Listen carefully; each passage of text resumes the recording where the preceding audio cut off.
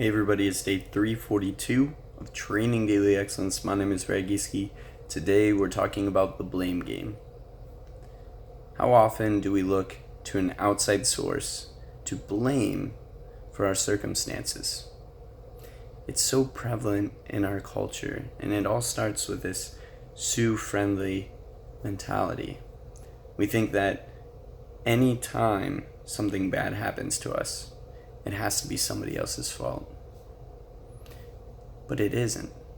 It isn't always somebody else's fault. And very regularly, we're the ones putting ourselves in a situation which facilitates the negative experience that we perceive. Now, there's two important concepts here. One, our decisions decide our path. Every decision is a new step on the path.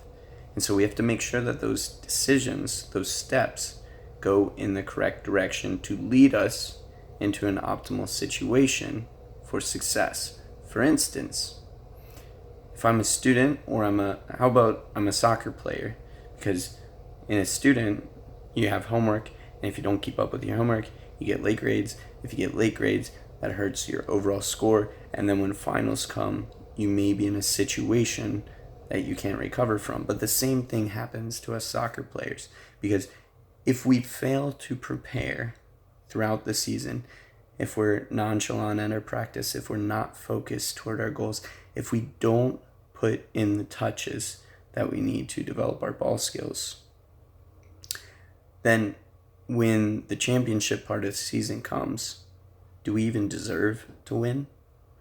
But it should be okay, right? Because we'll just blame it on the referees, or we'll blame it on poor coaching, or we'll blame it on our teammates, or we'll blame it on the weather conditions, right?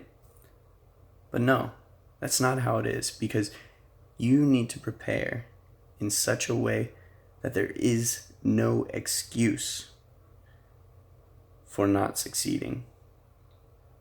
You see, the best always make sure to be prepared for as many variables as possible. They prepare and they don't blame. When they lose with humility.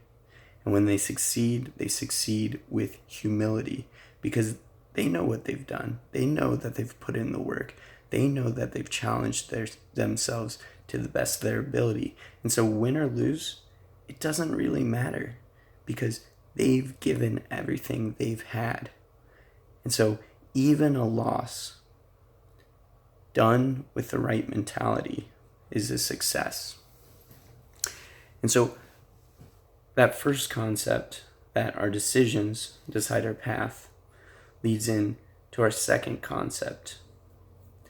We cannot simply look at the conditions and only interpret them through another's lens. So the influence of other people on our interpretation of the events is substantial. But we have to decide which of those people, which of those influences are allowed to determine our perception. Because our perception is very important. Two people could be in the same exact conditions. Let's say it's a soccer player that's playing in the B division and another soccer player, identical situation, playing in the B division. One views it as an opportunity to move on to the A division. The other sees it as a limitation. Oh, okay, I'm not in the best league, so I'm not very good, and I'm just not going to try now because I wasn't born as good as others at playing soccer. But you see, one's got the growth mindset. Hey, it's an opportunity. I can work. I can get to this next level. Where I'm at right now, I can't change that. That's where I'm at now. But where I'm going to go, I'm going to change that. I'm going to determine that with my actions, with my decisions. I'm going to take one step in that right path every single day. And so we need to be that player with a growth mindset.